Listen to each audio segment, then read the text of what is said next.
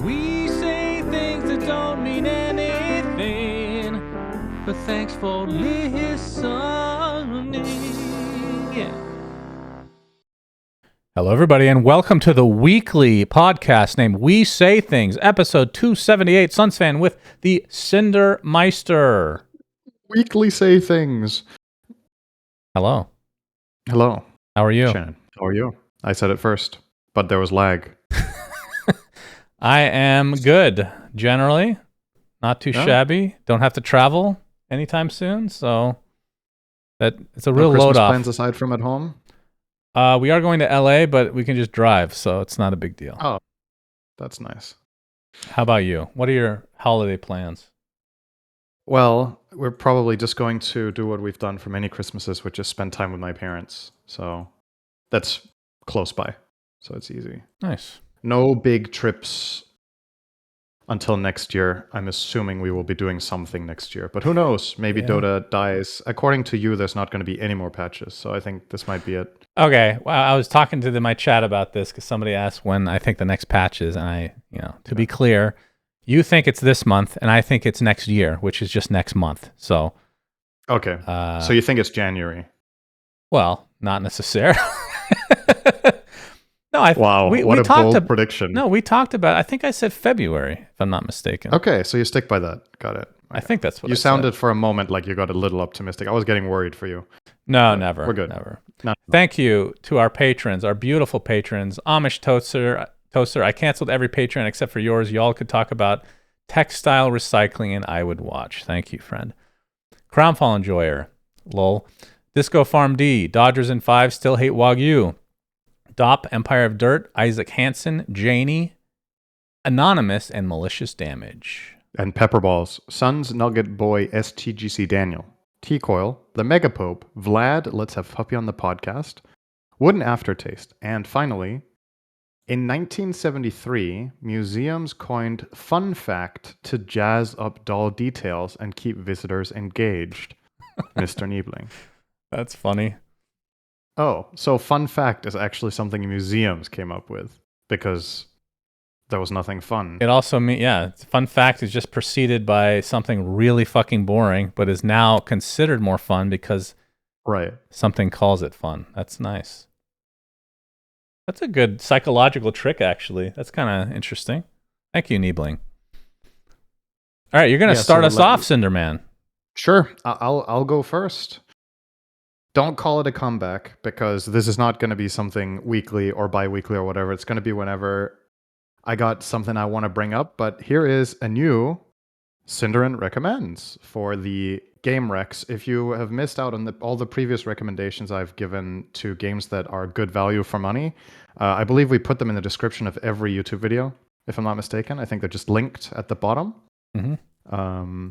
So yeah, you can check the full list there. But today, I'm going to recommend Raven's Watch. Shannon, have you seen this game before? No, looks like Hades. No. Okay, cool. So this game, if I remember correctly, I played it the first time 2 or 3 years ago at an ESL event, as a matter of fact, in Malaysia. And I think it was because OD Pixel, who has every game on Earth, apparently, in his Steam library, he is my number one reference for person that buys many video games. He had this new game for us to try. I believe it was him. And we played this we had like a talent room at that event with some PCs set up for when we weren't working.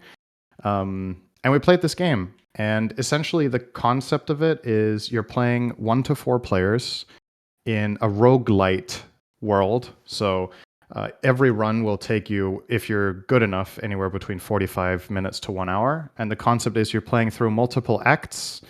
And the defining factor for each act is that the timer is ticking down, which is very unusual for roguelite games where you usually either don't have time or where there's like a bonus for being fast.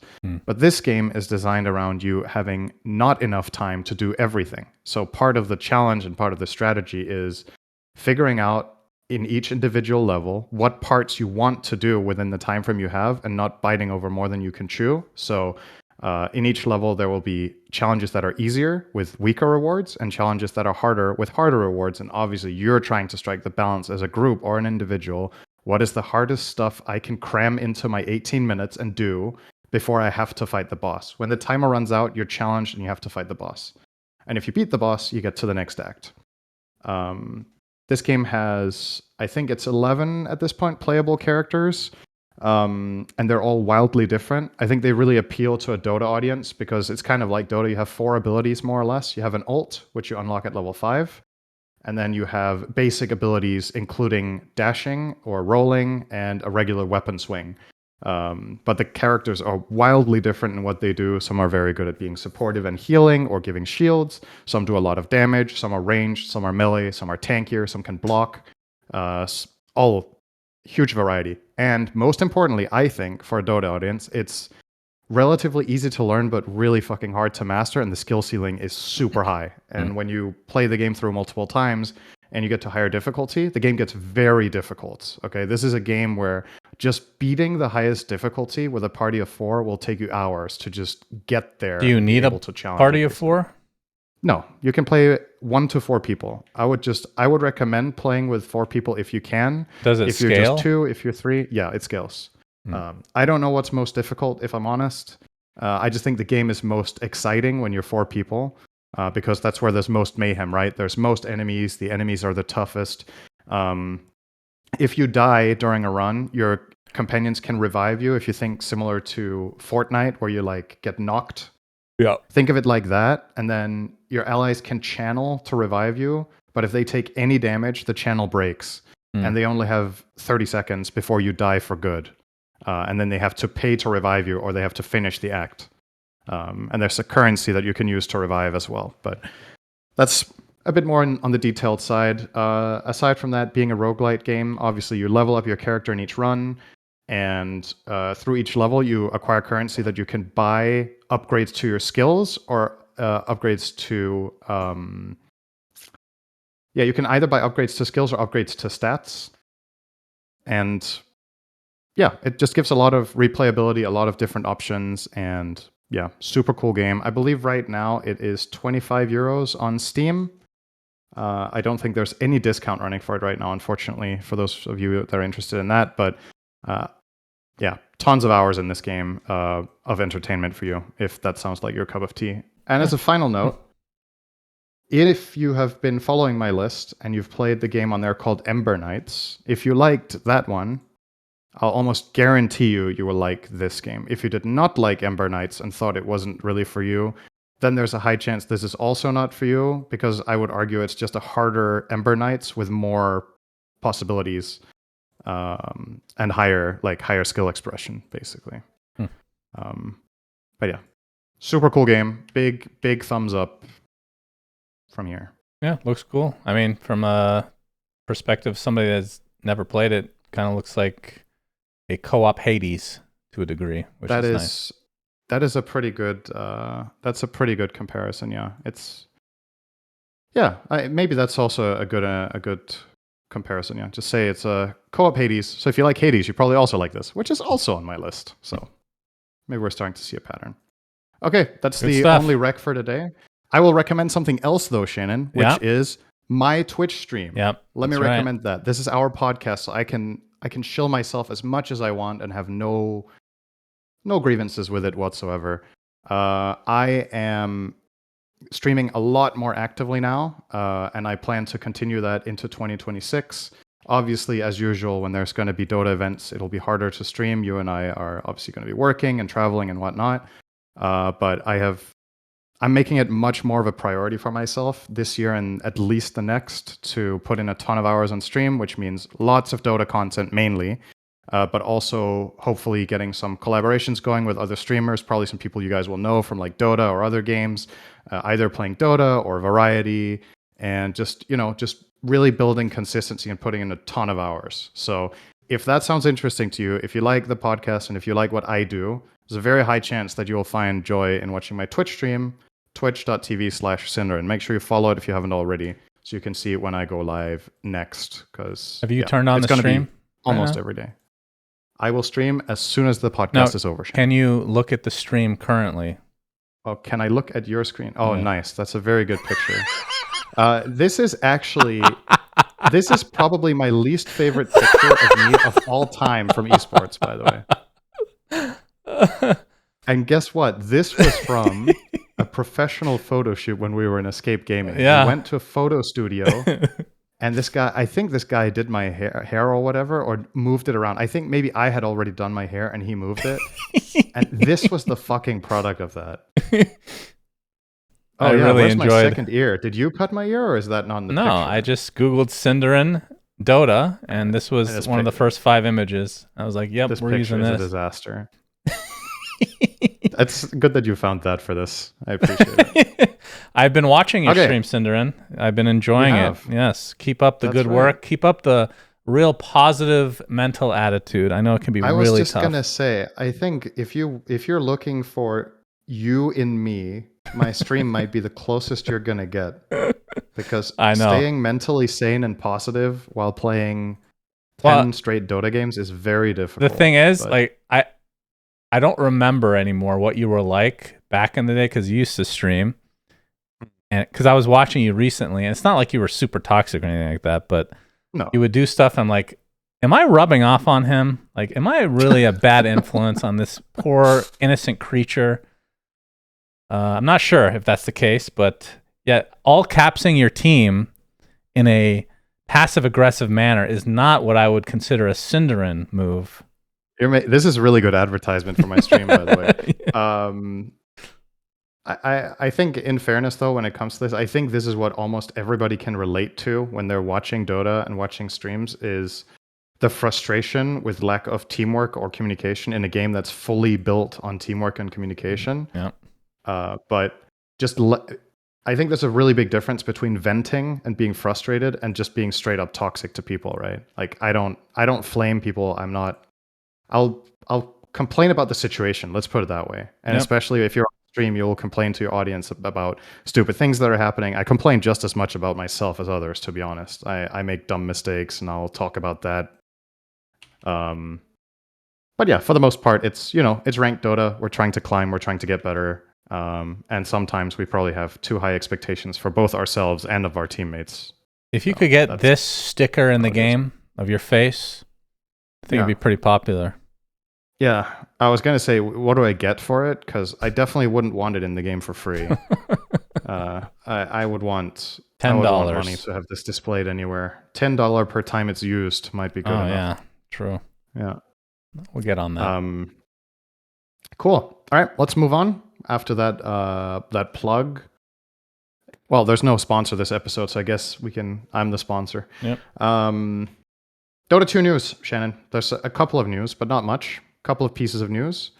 The first one is about Nigma Galaxy, who say, thank you to Toby for the tryout, but no thanks. Is essentially the TLDR. Not many details dropped here. Poor guy. Toby played. I don't know how many teams he's been on the last couple of years. Yeah, feels like a lot. I'm trying to remember how long he played with him. I think it was like 2 months, maybe. Yeah, 2 months and a bit, maybe. So yeah, a pretty short stint in the trial period for Nigma Galaxy. But silver lining. The good news for OG Nigma Galaxy fans is GH is back. My boy. Which begs the question. So a couple of things. First of all, I don't know if you agree, but I consider GH the backbone of that team. 100%. I think easily. Over the last many years that they've played, to me, he has been the most consistent player on average, whether they've been in a slump or doing well. I think a lot of it rides on GH. I think when he's playing really well and they have good ideas, it shines through how much he does for them. So I think from my perspective as an outsider, I think this is definitely the right move. I actually don't think Nigma could get an upgrade to GH. Because I think even if you get a theoretically better player in the current patch, or someone who's more mechanically skilled now, which there's not many, but you could name some candidates probably. I think what this guy does for this team is unique, and I don't think they can replace it. He's the culture, right? That's a lot of when you look at pro teams. Doesn't matter what game, it could be traditional sports. There's always this guy. Maybe he's not I'm not saying this is the case here, but in fact, it could be like one of the worst players on the team, like for basketball, and they're in some ways the most important because they set the culture. And he just exudes that type of positivity, I feel like. So good to see him back. I mean, I feel like when it was announced that he was taking a step back, it wasn't clear whether it was a break, right? Like if it was I think it was temporary. announced that he was on break, but there was no timeline given, and Toby was officially announced as a trial. And if you're giving someone a trial, it's not a stand-in, right? That's the difference. If somebody's standing in, you have already decided, all right, for X time, this player's out, and we're bringing a new one in. This could mean one of two things. Either Nigma Galaxy weren't really sure what they were going to do and how long GH was gone for, that they thought maybe he was going to take a very long break, so they needed a new player. Or they were playing around with the idea of, if Toby fits in really well, we might put GH back on position 4 and run Toby as a 5 if he was like the perfect fit or whatever. But obviously that did not work out in the way that they had probably hoped. So GH is coming back, and who knows, maybe he was meant to take a longer break and they were like, GH, we need you back. Dreamleague is super important because there's points on the line for EWC. And obviously that's one of the big goals of the year for the players. So yeah, he's coming back, which is being played very soon, by the way. We'll get to that later in this episode. But yeah, I agree very much with what you said about the whole culture. And I think it's interesting how long it's going to take before esports perhaps fully understands that to the same level that I would say traditional sports do, where I think we've come a long way in Dota since we did 10 years ago, where people were just shuffling players all the time. And if someone had one bad tournament, they would just be out, or, like the shuffling was insane. You go back 5 to 10 years in Dota. Like it felt like almost every team that had a singular tournament, they didn't get top 4, they just replaced a player, right? Like just nonstop. There's a lot more stability now, and I think part of it is contractual, but I also think part of it is people recognize more the value of good culture in the team, and that somebody can be integral to the team but have a bad event. That happens. Yep. To every team, really. Which I think is an interesting segue to the next topic, which is Parivision with Astini. So if you guys didn't know, Parivision, obviously one of the top dogs of Dota in the last 12 months, had Astini as their coach, who was given a lot of credit and obviously also a lot of criticism when things weren't going well for Parivision. That's usually how it is when you have a coach that is given a lot of power. But in his own words, from a live stream that he did after the news was broken that he's no longer with Parivision, I'll give credit here to GV Braz, I think just wrote a good summary. So I'll actually just read this out word by word because I think it's very succinct here. He writes, I just watched his live stream today. Basically, he left because he felt he lost space and authority during the drafts. During TI, he went through a period when he wasn't drafting. He told that the discussion during the draft grew up so much since TI. He gave an example. During drafts against teams like Heroic, which Pari players don't know so much about the team, they kept shut up and let Astini draft alone. Especially in teams like Spirit, everybody had something to say, and it polluted the environment and got people off the train. During some parts of his speech, seems some players tried to blame Satanic for a bad PGL event. He stood up to defend Satanic. Seems no one was being very toxic the last months, no one as in the player. Also, he told the team stop following some game plans like don't invade enemy triangle and show some examples when it happened and it made Parivision throw the game. And yes, he left, he wasn't kicked. In his words, if I can't be the drafter, I don't have reasons to be here. I don't want a captain telling me what I should let my players play or don't. I mean, I always listen to the player to see what he wants, but it is made in a specific and coordinated way. You can't trash talk during the draft. He even asked the PGL organization to record the draft voices to show the team how unorganized it was, which I think is kind of interesting. To ask the TO to record your drafting on voice so you can show it to your players. But yeah, overall, it sounded like in conclusion, he would be happy to work with all of his ex-teammates again, except no one. So it sounds like they had a falling out of something. Yeah. Which is, it's always a shame when there's something like that gets in the way. But the development that he describes, I think, is a development that a lot of drafters go through. If you're the captain and a drafter of a team, when you're on top of the world and you're winning, everybody just trusts in the process completely. It's easy to be happy when you're winning. The true test of a team is when you face adversity and things are hard, and people need to dig deep to either find or retain the trust in the guy drafting. And as it sounds, step by step, as they weren't constantly getting top 3 finishes, they were less and less on board with his ideas. And they, effectively over time kind of took away his power in draft, which is kind of what he brings to the table right now. whether he's super good at it or not is, hard to tell without really knowing the inner workings of the team and whatnot. But it's obviously a totally different structure than what they started out with. So I can see why. Yep. It's just like with any other sport. Eventually, depending on how the results go, the players will tune out the coach to some degree. Yeah. And the reality of the situation is the coach is the easiest person to switch out. Yep. But this one sounds like it was more like a personal problem with no one, which I feel like no one, I mean, he always came off as kind of having that volatile personality when he was on VP. But I feel like lately he hasn't given off that vibe to me, at least. Of course, I don't know him personally, but so I'm a little surprised that he hasn't, if this is true, that is, that he hasn't kind of matured and outgrown that. But I will say, based on, again, don't know that much about Estini, but based on things that we've seen through the tournaments, he seems like he could be a volatile person as well, because he's very passionate. A lot of times we have people with a lot of passion, they can butt heads, I think that's a very good assumption, that if he has ideas that he's really believes in and is convinced are just really good, and then he gets pushback from one player in particular, then that could lead to animosity, right? If it's over time that he keeps getting shut down by a guy who's like, yeah, but your idea actually isn't that good, and like whatever, or we've tried that and it didn't work, and then they don't come to the same conclusion. That's also a whole nother layer to this. Is you watch a replay where you lost, where do you put the blame? Was it draft? Was it execution? Was it individual plays?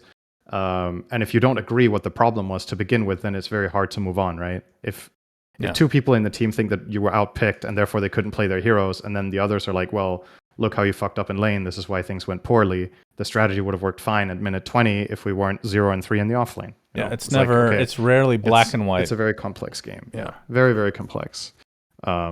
But yeah, no news about what he's going to be doing next, but knowing his accolades and his drive, I'm sure we will see Estini coaching another team in 2026. I'd be very surprised if he doesn't continue on that path. Yep. Yeah, that's pretty much the biggest Dota news for this week. So I think we can move on to tournaments, if you'd like. Yes, sir. Blast Slam 5. We talked about it last week. That's right. But now they are in China, syndereN. And it's already begun. So, and we didn't want to do predictions for this because it was already so late in the tournament and the playoffs are only a handful of teams. But I think the big news is that no Chinese teams qualified for the LAN, which is obviously a shame because especially in China, they sure love their Chinese teams and they sure root them on. In spite of Blast's best efforts by making a third of the field Chinese teams. This is a 12-team tournament with incredible. 4 Chinese teams, and none of the 4 made top 6. They didn't even need to make top 4. Top 6 play on LAN. The Chinese teams in the tournament placed respectively 12th out of 12, 11th out of 12, 9th, and 6th. Tied for then 6th. In the group, tied, and then they lost the tiebreaker. Yeah. In team Tidebound, that is. They lost to Navi. So yeah, all of the Chinese teams failed, which would be Tidebound, Extreme Gaming, Yakult Bros, and Tearlaments, of which I would say Tearlaments is just, they were likely to be last. So I don't think that's surprising. It's everybody else just not doing well. And I mean, first of all, for the sake of the tournament, it's a shame to not at least have one home team 100%, when you go there, right? For the audience's sake and for the success of the tournament. They don't have to win or necessarily get super far. Just like the representation would be nice. But also, out of the 6 teams, by the way, the playoffs have started today. This is a super quick playoffs. It's 6 teams, single elim. So there's a bracket of 4 teams or I say bracket. There's 2 matches first, of which the winner advances to face respectively Falcons or Tundra because they placed first in the earlier group stage. By absolutely smashing the opposition. Falcons and Tundra both went 10-1. Falcons' loss was to Yakult Bros, and Tundra's was to Falcons. So, not really. It's ironic that Falcons lost to Yakult Bros, who got 11.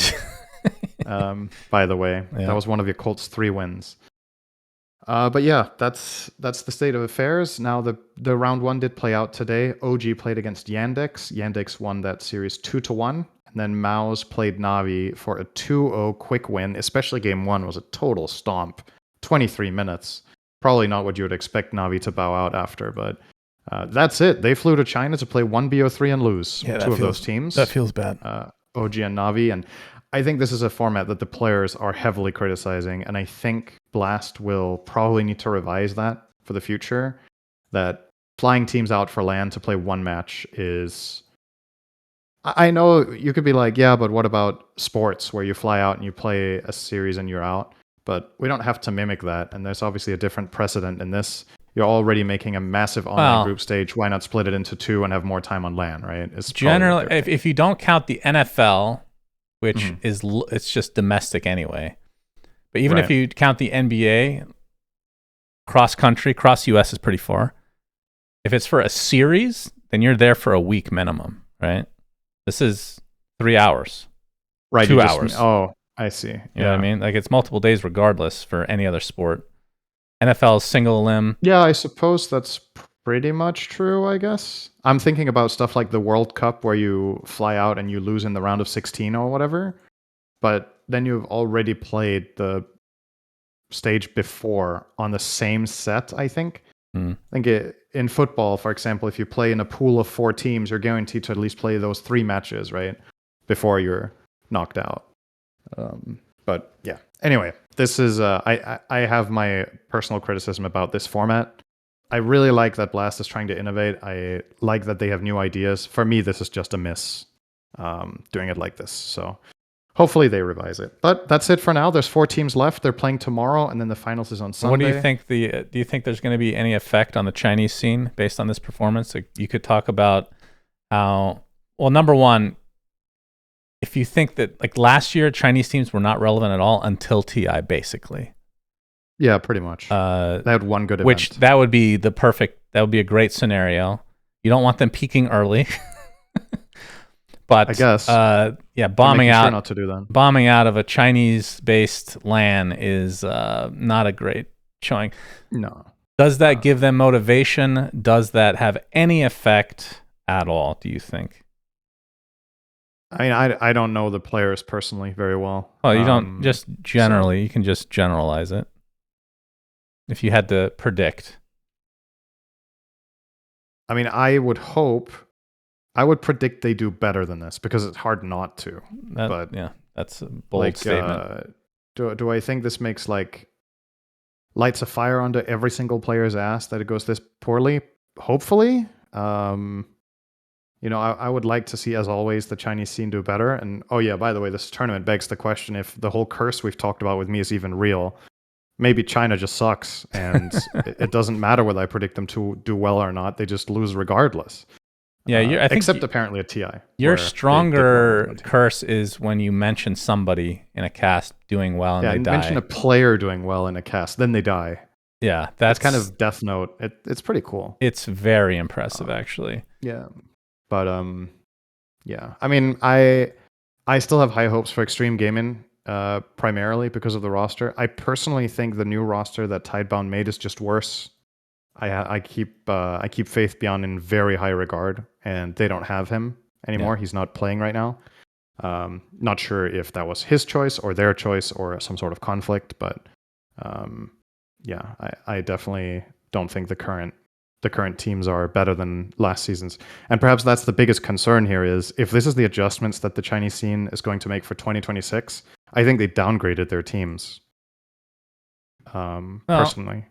I mean, Extreme might just need some more time, and who knows? Could be a side grade, technically. When this big patch comes in like April, maybe they'll be. I mean, that's the problem with the Chinese teams is historically they do not adapt that fast to the patches.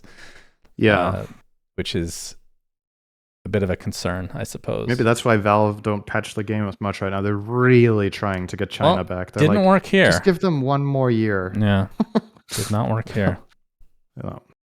There's going to be more tournaments for them to try, which includes our next one, Suns Fan TV, which is Dreamleague Season 27.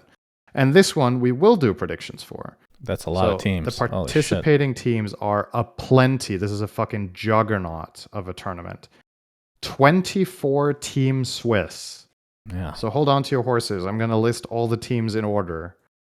Aurora Gaming, BetBoom Team, Heroic, Nigma Galaxy, Parivision, Falcons, Liquid, Spirit, Tundra, Extreme, OG, Navi, Virtus Pro, Mouse, Runa Team, which is Eastern Europe, Yakult Brothers, Boom Esports, Gamer Legion, Amaru Gaming, which is SA, Yandex, 1W Team, which is also Eastern Europe, Pipsqueak Plus 4, which is a mix. I would say this is, I don't know what you would call this, Central Europe on average. I have no idea. It's a bit of a mix. I'd say it's Eastern Europe actually as well. It's Eastern Europe. Passion UA, which is a fully Ukrainian roster. We don't see those that often. And finally, Team Tidebound. 24 teams. Crazy. And 9th through 24th get the same prize.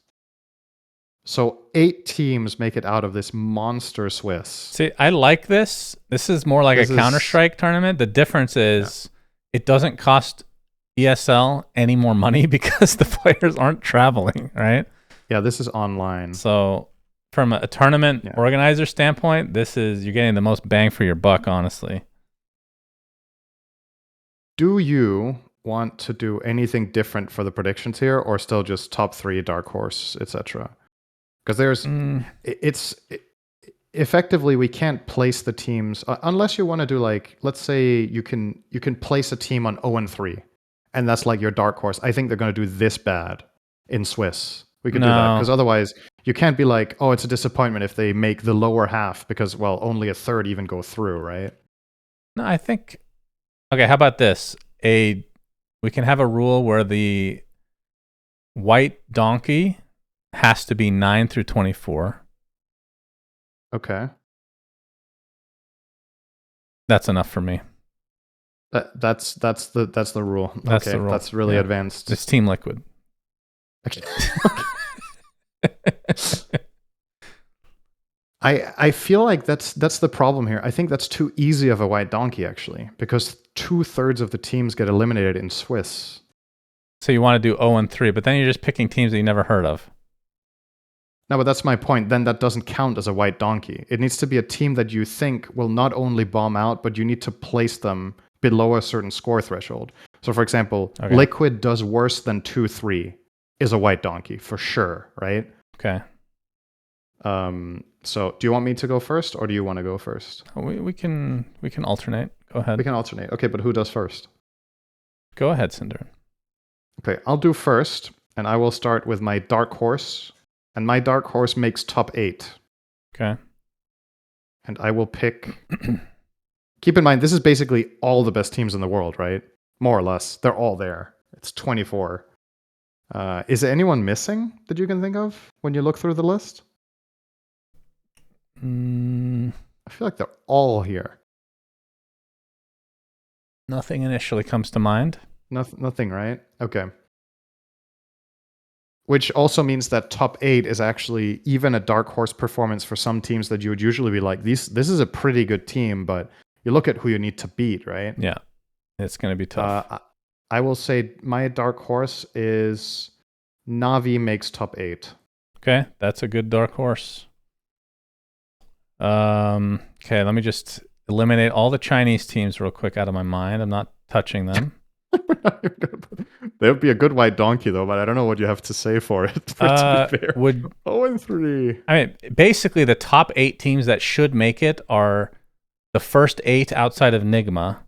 So if you swap Tundra for Nigma, that's like the top 8. What theoretically should happen. I would swap Aurora for OG as well. Aurora for OG. Oh yeah, and I would probably also put Mouse up there over Heroic. Oh, okay, that's fair. There's so many good teams, right? That's what I mean. It's like, and only 8 even get through the Swiss. You picked Navi top 8. Yeah. God, I'm gonna pick some random ass team. That's definitely dark horse. I was thinking Yandex, but I don't know if top 8's gonna happen there. They're doing really well right now in. Yeah, I know. I mean, it feels like nothing else would actually fit as a dark horse, so I'll just take Yandex. Top 8? Yeah, I mean, it's a binary system, pretty much. I don't know if I would even give you that. I think top 6. You're kidding. They're not getting top 8. They're currently top 4. I don't care what they are. They're not getting They're top. really, really good. they're in this like the worst format of any tournament we've ever seen. You really. You know what? You can have it. No, I'll pick a different team. Like, No, you're gonna have to tell me which teams are available because no, it's good. You know, You can have Yandex. ridiculous. It's fine. It's fine. Yeah. You definitely need handicaps in this. That's for sure. What do you mean handicaps? You've definitely not been smashing me the whole time. You can't lock 12 teams to the top 8. Like, good lord. Nope, that's fine. Okay. Who's your white donkey? Or is it me again? It's me again. So who do I think will flunk here? I think I'm going to say OG is not top 8 enough, or do they have to go 1 and 3? You just picked them for top 8, but barely. I said I would. I mean, they're on the border, right? Yes. So it's like, but I could easily see them have a 1 and 3 performance as well, which I would consider white donkey. 2-3 is like, there's so many good teams that 2-3 isn't even that bad of a score.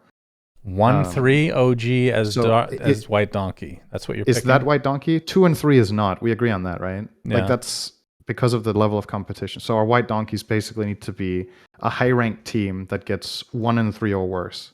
Yeah. Fine. Yeah. I'll give it to you. I'll risk it for OG. I'll do it.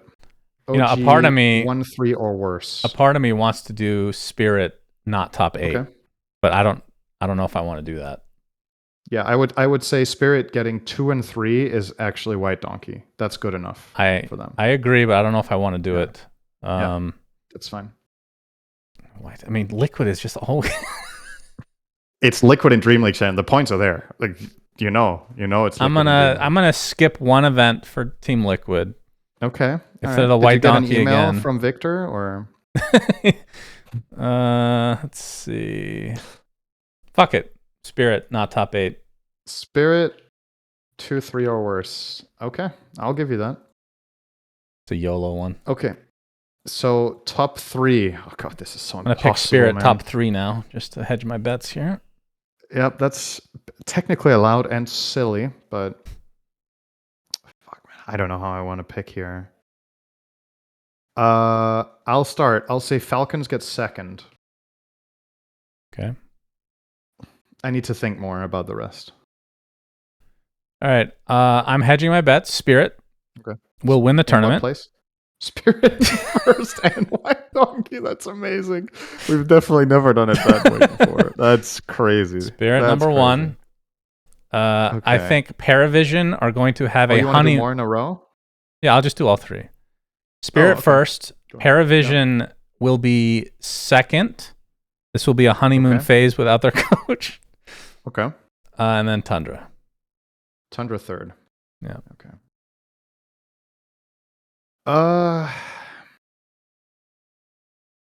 God, this is so hard. That's what she said. Yeah. I'm picking Mouse to get third. Okay. And then forgot they were in the tournament, not gonna lie. I regret picking Paravision. My heart really wants to say Liquid, but it's fucking Dreamleague, dude. It never works. They never do well.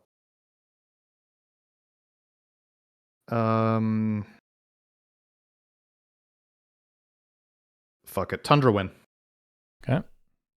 Let's do it. So in summary, your top 3 in order: Spirit, Paravision, and Tundra. Your dark horse is Yandex gets top 8, and your white donkey is Spirit gets 2-3 in Swiss or worse. And mine is Tundra win, Falcon second, Mouse third, Navi gets top 8 is my dark horse, and my white donkey is OG gets 1-3 or worse in Swiss. Lock it in.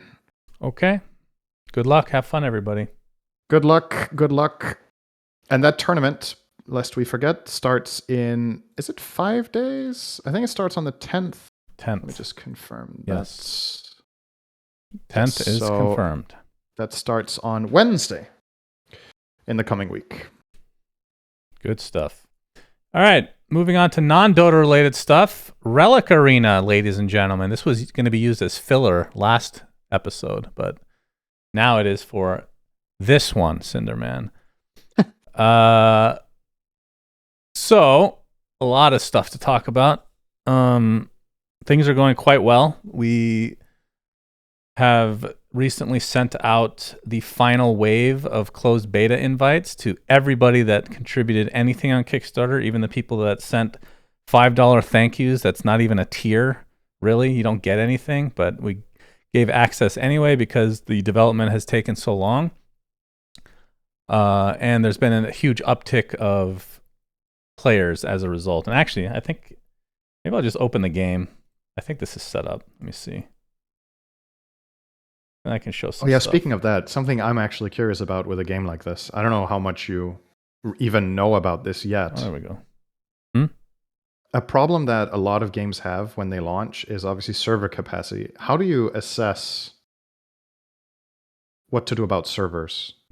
Yeah, so well, I'm not the best person to ask because we have people that are much more in tune with this kind of thing. But I know that because it's cloud-based, it's scalable based on how many people are, and it's spread out across the world, so there shouldn't be theoretically an issue.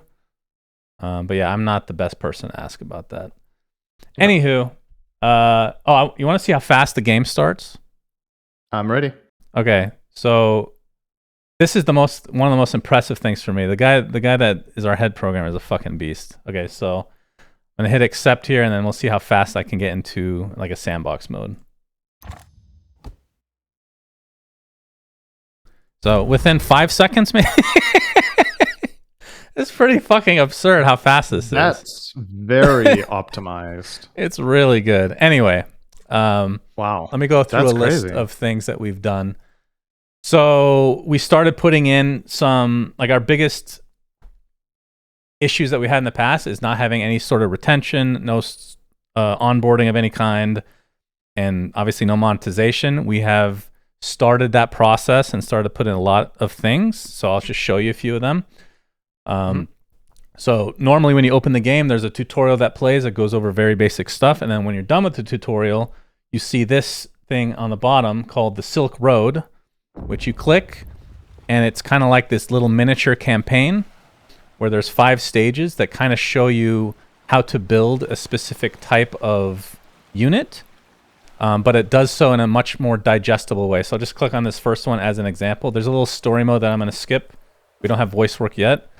But essentially you're trying to get, like Cleopatra is trying to set you up to get her silks down and going through the Silk Road, which is a famous route that used to be a thing. So essentially you're presented with a scenario, right? So I can see that there's all these units. I can click on them to see if there's any spells equipped.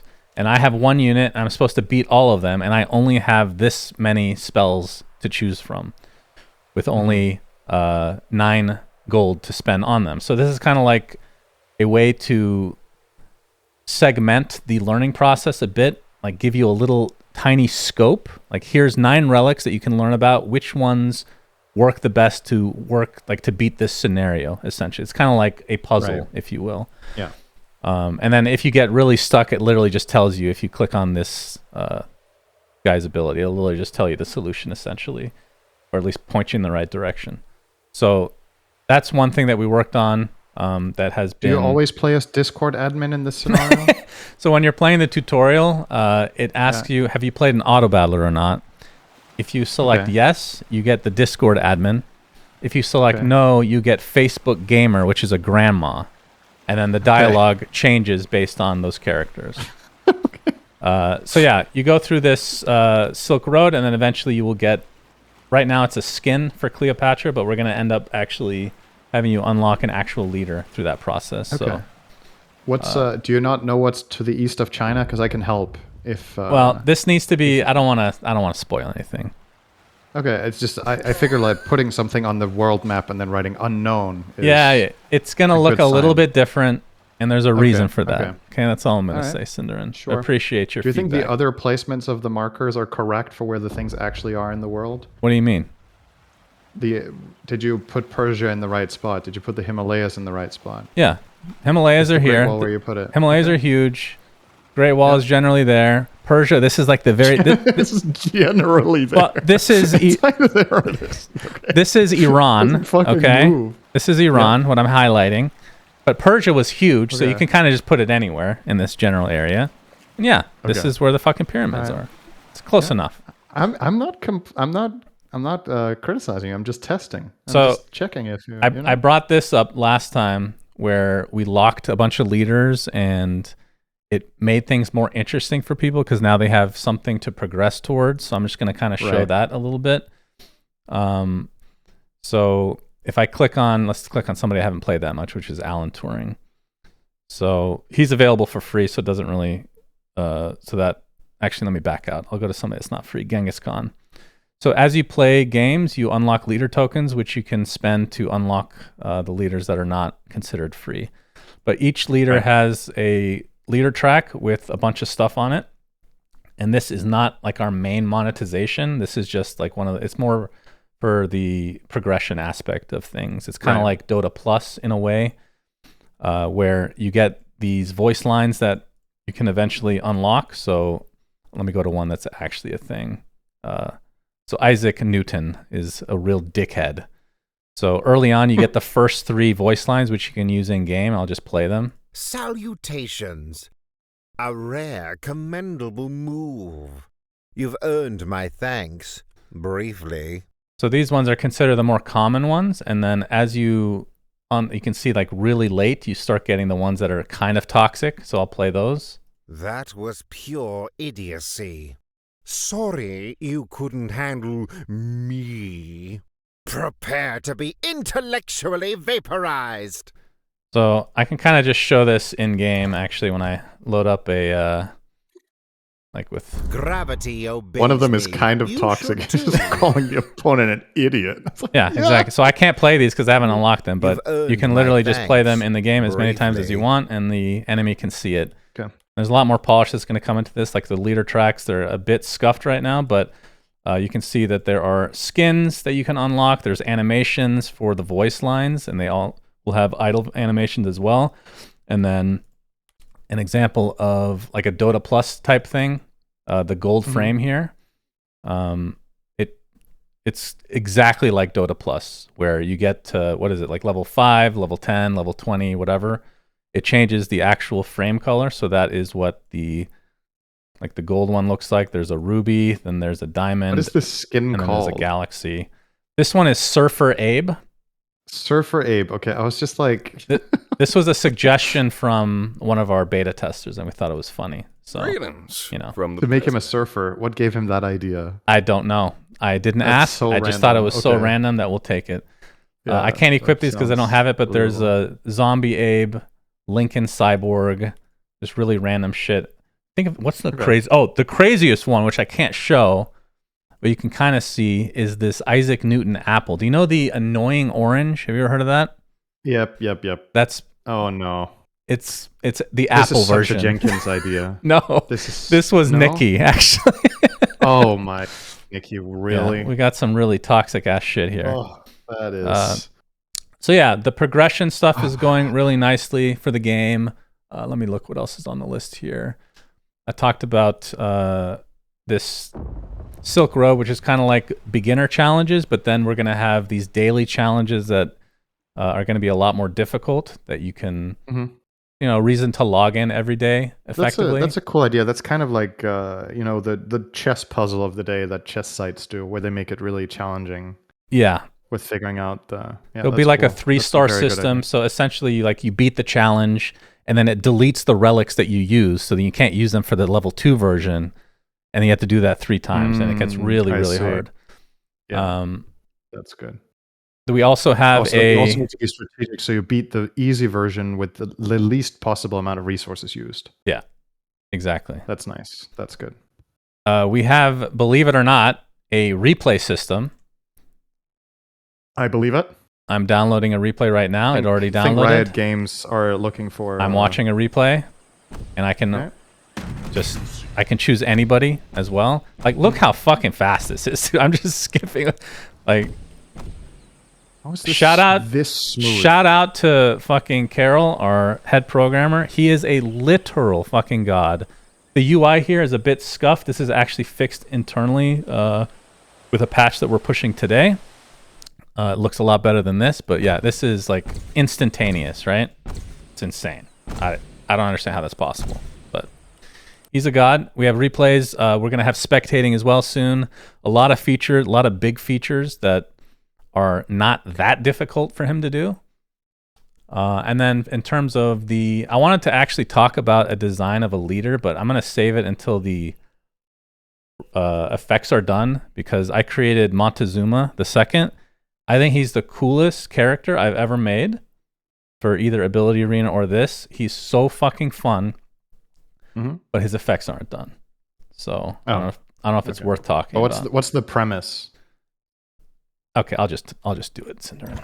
I mean, you don't have to show it. It's just explain what the premise is. What makes him cool? Like what does he do? So he's an RNG leader, casino leader, if you want to call him that.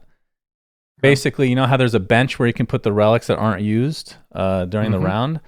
You put relics on the bench, and then you hit the ability, which you can do, or you can activate the ability. You can use it once per turn, and it re-rolls those relics into something else. So it's like a free re-roll, essentially. But then non-used relics. But then as you upgrade the leader, like level 2 allows them to become ultimates. Level 3, there's a 25% chance that they can increase in level. So it can combine with relics that you currently have. So he's kind of an econ leader as well. Level 4, which is a new mechanic, you can add additional bench slots. So you get 6 instead of 4. So that's even more to reroll. And the thing that I think makes him just fucking fascinating is, I don't want to toot my own horn here. So let me put the Montezuma quail on his head, by the way. Very important.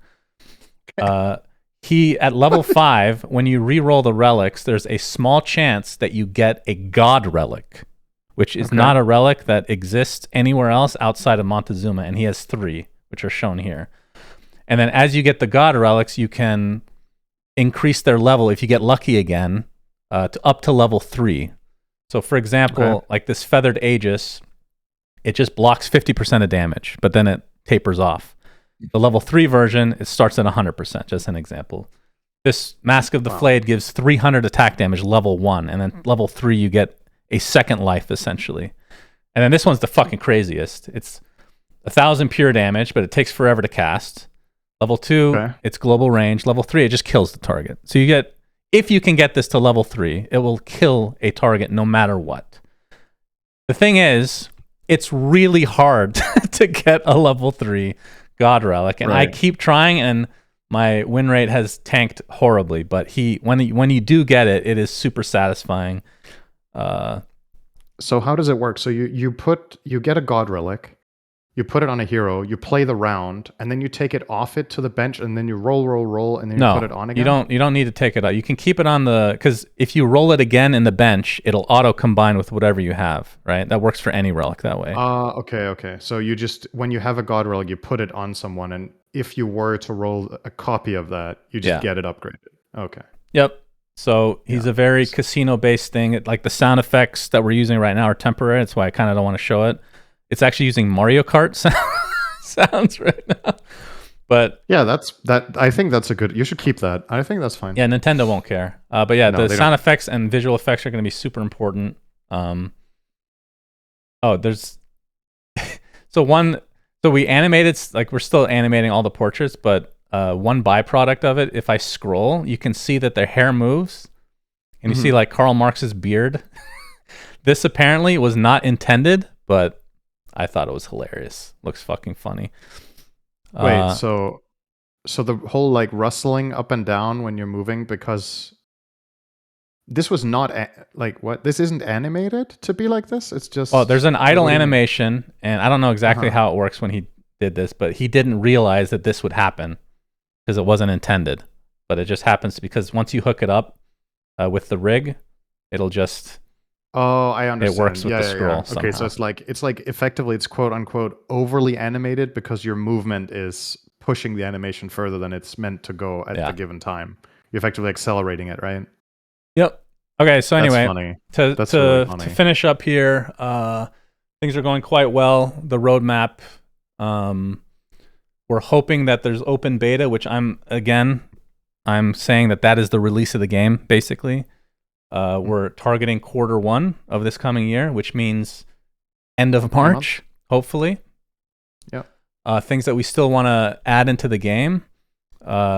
Steam friends, like a party system so you can queue with people.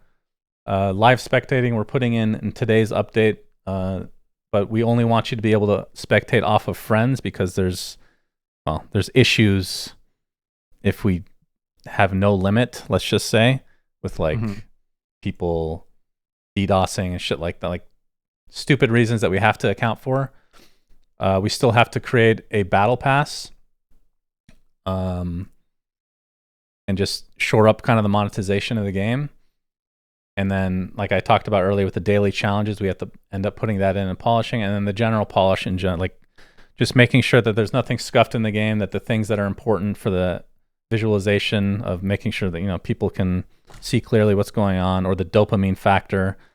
Like, because right now, a lot of things in the game, like even this leader track, I would say it's implemented, but it's not polished to look good yet.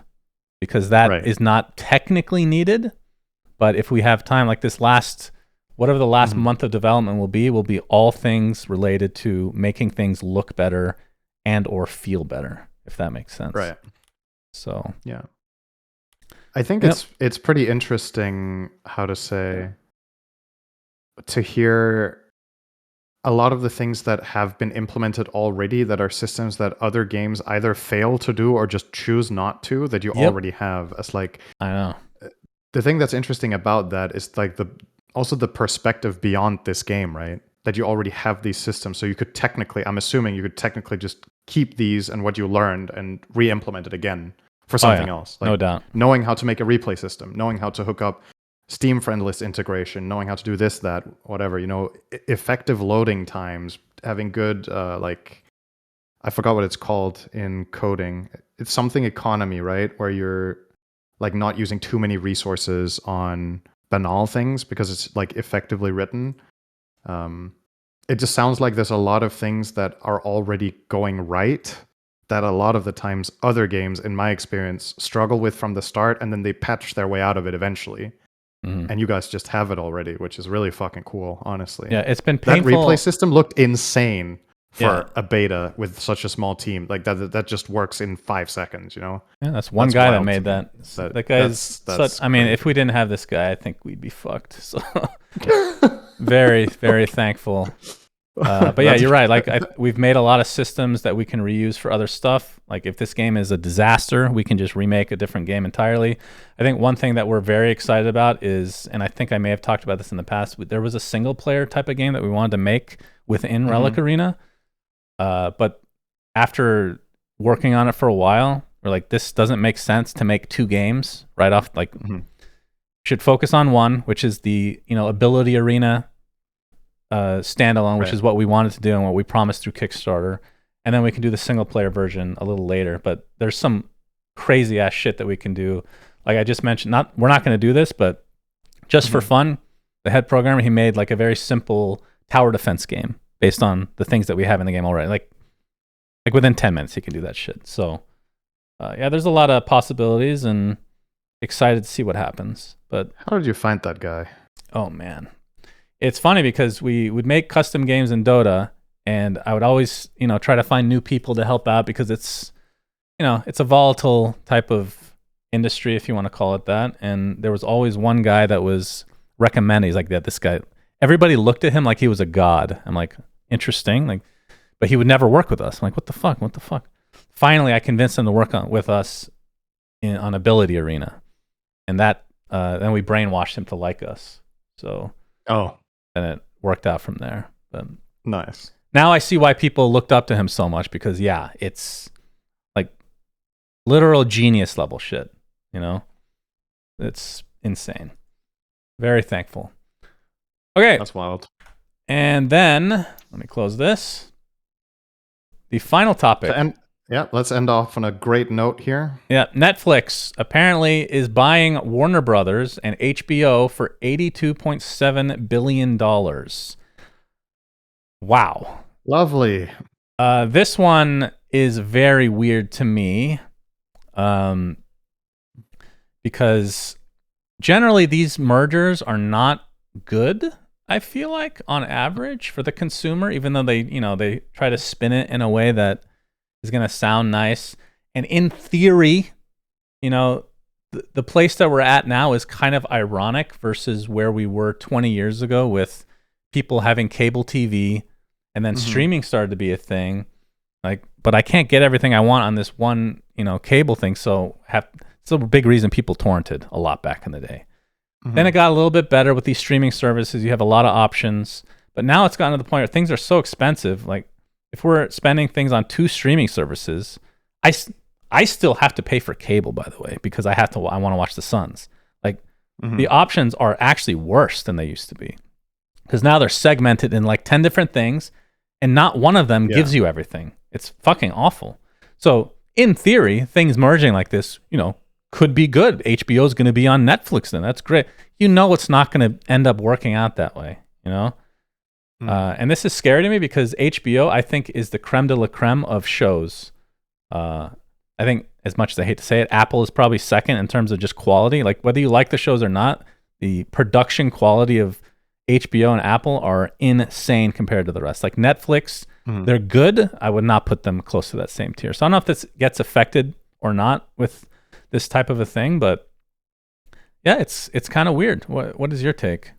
I mean, it also begs the question. Imagine this. Let's just make it simple and say the 3 services you just mentioned are the only 3. Let's say there's Netflix, Apple, and HBO, and nothing else for streaming. Let's say you can get those 3.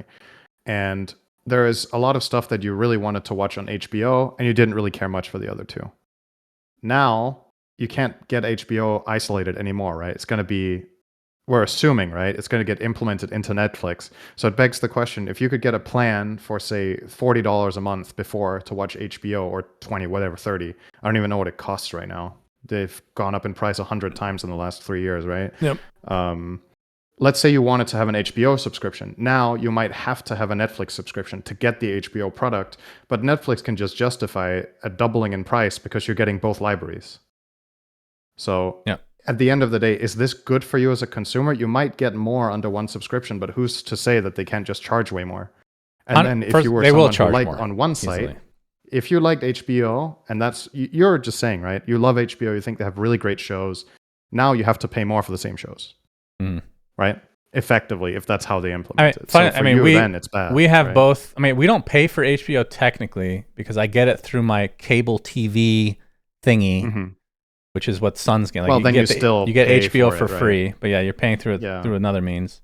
But we also have Netflix, so it might not affect us in any way. But I mean, when is the last time Netflix or whatever company they merged and prices don't go up? Of course they're going to go up. And the thing is, they might still be separate. That's a hilarious thing. There might still just be a separate HBO entity where a lot of the HBO, some of it is on Netflix, but not all. Like I just don't trust these companies anymore. Okay, how about this? What positive could this bring about? Like, what's the potential good outcome here? Okay, here's one good outcome, because Nikki talks about this all the time because she used to work in Hollywood, but Warner Brothers has some of the best sets. I think we've talked about this in the past with some of the Amazon shows that look really cheap because all the assets they use are new, right? So that it's harder to make them look old, whereas Warner Brothers has such a vast amount of assets that they can use in terms of the sets, in terms of just the props, anything, that now that's available to Netflix. So Netflix is going to look, theoretically, if they want to use it, less cheap, which definitely some of their shows do look like. So I think the production quality could improve. Whether that's actually the case, who fucking knows? It's all theoretical. But so that means there's a chance that certain shows get better quality, but there's no like secondary benefit. Like you can't see any world where this creates, let's say, new types of content or something that's cheaper or unlocks some sort of crossovers that they didn't have access to, or like whatever. There's nothing. It's tough to say. I personally don't know. I just read this and I'm like, whenever I read Giga Corporation buys up other Giga Corporation, usually my mind is just like, okay, this I can't see the positive, right? And I'll say one huge negative for me, just first impression, is The one thing I cannot stand about Netflix is if they have a hit show or a show that I like, they, no matter what, will cancel it within season 4 or 5 maximum. Like, they do not go maybe past they're that. going to nuke HBO shows too now. Then. That's what I'm saying. Like, Curb Your Enthusiasm, I think if I'm not mistaken, didn't have like 13 seasons or some shit, and some of the seasons were separated by like 5 years. He would just take a break, and then HBO's like, yeah, whenever you want to make a new season, go ahead. Like, you think Netflix are going to be on board with that? No, they just cancel things super fast. It's really obnoxious. I'm not sure why that's their strategy, but there obviously is a reason that ends up making them more money, but I'm trying to sucks think ass of for the consumer. Okay, I'm not sure if you would agree with this, but I'm trying to think of big corporation buys other big corporation where I was positive, and the only one I can think of was Microsoft buys Activision Blizzard. But did anything happen though? That was the only one where I was like, Activision and like original Blizzard and what I loved about their games and everything they did and what happened in the years of Activision ownership. I was like, I can't imagine it getting worse. I was like, maybe Microsoft comes in, they take a different direction, they change they try to get back to the roots. Maybe they hire back some of the old people that made the games really good or whatnot. I don't really think I've seen the great results yet, but how long has it been anyway? Yeah, I think that one will take a long time. Some time. I don't even remember if it went through all the way. It could still partially be blocked. I don't fucking know. I'm gonna look it up right now. But yeah, I mean, the only benefit to come out of it is they're not making Xbox consoles anymore. Apparently, they're out of the console business. I would consider that a benefit because we don't have to hear about the Xbox Series XXX F1 ball sack in your mouth series that they're coming out with. The acquisition was completed on October 13, 2023. Okay, I haven't noticed any difference with Microsoft. No. I mean, yeah. But I think we talked about it on the podcast at the time that at least because I'm a big fan of World of Warcraft. Surprise, surprise, because you love talking about it more than I do at this point. But I was hoping that and especially as a franchise like Diablo, that perhaps they would change the direction a little bit. But like if they've had 2 years, you're not going to develop. You're not going to show that massive change of direction that fast. I think. That kind of takes you could technically overhaul a lot of stuff, but I think you're more likely to do that with new products or the next game in the series, right? Mm-hmm. Really show how you're separating and how your overall approach to game creation is different. But yeah, jury's still out on whether that was a good merger or not, and I'm sure there's been some good ones. I mean, there has to have been. It's just the fact that we can't think of one is a little bit, concerning, isn't it? Yeah. There's been quite a few mega corps. The ABA merging with the NBA in the 70s, syndereN. That was a good merger. Okay. That was in the golden age of the US, so it checks out. That's right. Maybe it was the time that was good rather than the decision. You know what? I'm going to chat GPT this real quick. Nice. Let's end with an AI question. GPT, can you mention a good merger? Can you mention a good, let's see, a large merger that was considered successful to the consumer in the last 20 years? Okay, that's good. Let's see what ChatGPT has to say. Disney and Pixar. So Nikki actually mentioned this one. I don't watch either of them really, so I don't really know what the impact is. Disney and Marvel. Okay, I'd argue against that. That was the fucking shittiest movies. How big was Pixar? Are we talking a magnitude that even compares to what this is? Amazon and Whole Foods. I didn't even know that was a thing. Oh, okay. I was gonna say, this is good, but maybe not actually. Google and YouTube. That was a big one. Was that good though? I think that was kind of bad. I don't know if that was good. It's debatable. Yeah. I think the Pixar example, maybe I just am wildly out of my depth here. I didn't think Pixar was big enough to be considered like a mega corporation acquisition. So like this was in my eyes, it was like a really big animation studio that was bought by a conglomerate, right? So I don't know if I would consider, maybe I'm just wrong. Maybe Pixar is way bigger than I thought. Isn't it an animation studio that made multiple movies? Yeah. I don't know if that fits the bill then. Yeah. I don't know how big they are. But the Google YouTube one, if it was 2006, then there was like 5 to maybe 10 years of it actually being very good. I think YouTube is dog shit now, but do you maybe think I'm that was just an old because head. of Google, though? Yeah, that's what I'm saying. I don't. It might not be related. Anyway, interesting to think about. We can do a tier list of mergers in the future. Really interesting stuff. Okay. Oh, you know what would be a good? Write this down. The best translation from game to either movie or TV that we've seen. We can do a tier list. From game to movie/TV. Yeah. The problem about that tier list is that you will have watched so many more of these movies. That's than right. I have. I will have watched a handful.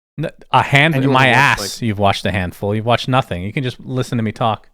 Fine. I've watched the Warcraft movie. Well, you figured out what an F tier is, so that's good. That's one. There's one.